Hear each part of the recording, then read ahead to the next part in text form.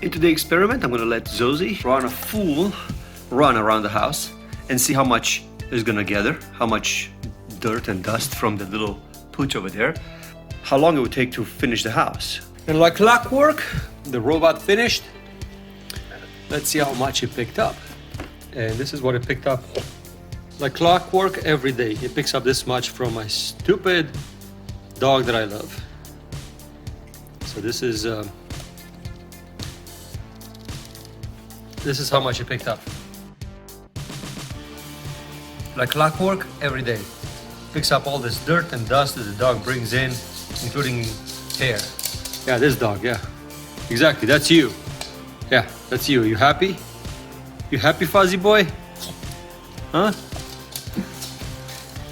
So imagine if you clean every 5 or 6 days, 5 times as much, this kind of stuff in the house, if you have a dog. Yeah, this is quite impressive how good this thing cleans. Very, very impressive. The little object that you see in this video that it's really looking very weird on the map, it's the feet for the chair. So the robot definitely had to struggle to go around the feet for this particular chair.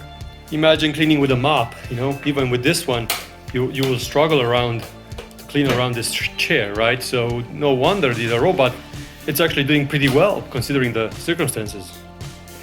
Here on this side, you can clearly see it's the bed for the dog. These are the 2 beds that you could see in that video. And you can see there's definitely struggling a little bit on this carpet, and this is the carpet that was causing the issues in the video. It's a very, very thick, fluffy carpet. It doesn't necessarily like it very much. And over there in the corner, what you see is the bowl for the cats, where they drink the water. Also in this video, you can clearly see the island. And this is the island that I have. This is the island where the things have to go around, and even the bowl for the dog, it's visible. And another thing that you can see on the lidar, it's the bed for the dog over here in the living room. So there's a big carpet over here in the living room, which gets the robot a little bit confused sometimes because the edges lift up like this. But otherwise, the bed, you can clearly see it in the middle of it. So what you have is, it takes about maybe an hour to clean up the house. It takes about maybe 30% of the battery for a 700 square foot, maybe 800 square foot area. So it's extremely efficient as far as this goes. You can easily cover a 3,000 square foot house on a full charge. The container can keep a lot of stuff in it, but if you have a lot of dogs or a lot of cats, you might have to empty it halfway.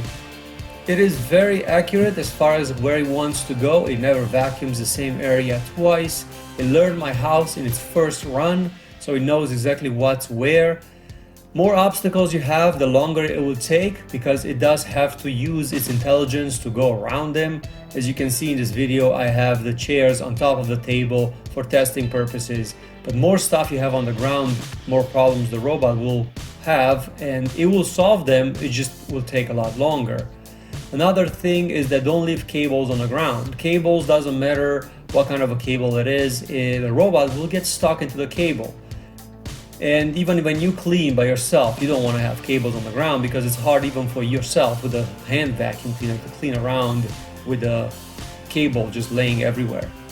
Carpets, you can negotiate them with no problem, but make sure that the edges of the carpet are stuck to the ground. It's not like a really, really fluffy carpet, or it's not really, really soft carpet, which you can lift very, very easy. But otherwise, it's great. My house is so much cleaner since I have this robot. Thank you very much for watching, and let me know what you think. It took me a couple of hours to make it. I hope it was very informational.